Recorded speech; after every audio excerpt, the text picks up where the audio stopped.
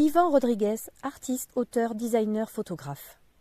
Après un DUT Cerecom, Service Réseau et Communication, Yvan obtient un DNSEP en design graphique et communication à l'École supérieure d'art et de design des Pyrénées, grade master aux Beaux-Arts de Pau. En 2012, il cofonde le studio Svelte avec Guillaume Bordenave et Nicolas Laretche. Le studio se spécialise dans les identités de marque, les éditions, la scénographie et la signalétique pour des projets architecturaux. Parallèlement, il enseigne pendant 8 ans le design graphique. Passionné de photographie, il alterne entre création personnelle et commande professionnelle. Actuellement, il explore un nouveau domaine artistique, le travail du bois, qu'il valorise pour ses veines et la beauté de ses défauts. L'idée qui a guidé la création de ces instruments, présentés aujourd'hui, naît d'une réflexion autour de l'inclusion et de la sensibilité humaine face à la matière et au son. Face à un monde où l'accès à la musique et à l'art est souvent limité par des contraintes physiques et sensorielles, il a voulu créer des objets simples mais puissants qui offrent à chacun la possibilité de se connecter à la musique et à l'art à travers une expérience multisensorielle. Le bois, matériau brut et naturel, est ici mis en valeur non seulement pour sa sonorité, mais aussi pour sa capacité à engager tous les sens. En permettant à chacun de manipuler l'instrument de manière intuitive, ces créations font de la musique un moyen d'expression accessible, loin des instruments complexes et des codes musicaux traditionnels. Ici, sa pratique artistique repose sur une exploration de la matière, du son et du toucher. À travers la création d'idiophones à bois frotté, il cherche à ouvrir un espace d'interaction où chaque individu peut rentrer en contact direct avec l'œuvre, la matière, non seulement à travers l'ouïe, mais aussi par le toucher, la vue et même l'odorat.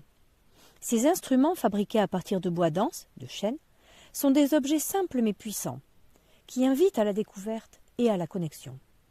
Le frottement de la main humide sur la surface du bois génère des vibrations qui traversent le corps, créant une expérience sonore et tactile unique. En privilégiant une approche minimaliste, il veut que ses œuvres soient accessibles à tous. L'expérience d'utilisation de ces instruments ne requiert aucune compétence préalable. Elle est basée sur l'intuition et la sensation immédiate. Le bois, par sa texture et son odeur, transforme chaque interaction en un moment sensoriel. L'instrument devient une extension du corps, permettant à chacun de s'exprimer librement. La première pièce est composée d'un disque en chêne, maintenu sur un socle en chêne oxydé et texturé. Le disque en bois sculpté est conçu pour être frotté à la main, offre une interaction directe qui permet à l'utilisateur de ressentir le son à travers le contact et la vibration. Chaque variation de pression, de vitesse et d'humidité modifie l'intensité du son, ce qui rend l'expérience encore plus intime et personnelle. Pour faire chanter le bois, détachez le disque de son socle en le soulevant à la verticale et caressez la tranche avec votre main légèrement humide. Si vous avez la peau sèche, soufflez dans votre main ou utilisez le pulvérisateur d'eau mis à disposition. Expérimentez en exerçant différentes forces de pression et vitesse jusqu'à trouver le bon geste qui fera vibrer le bois.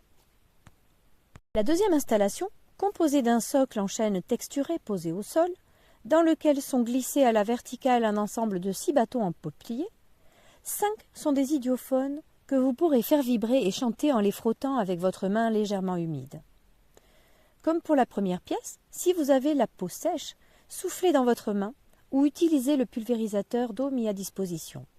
Chaque bâton est entaillé de fentes de différentes profondeurs et formes, qui généreront des notes et rythmiques variées. Les sons aigus et vifs produits vous feront certainement penser à des chants d'oiseaux. Justement, vous aurez peut-être remarqué le nichoir posé sur le 6e bâton.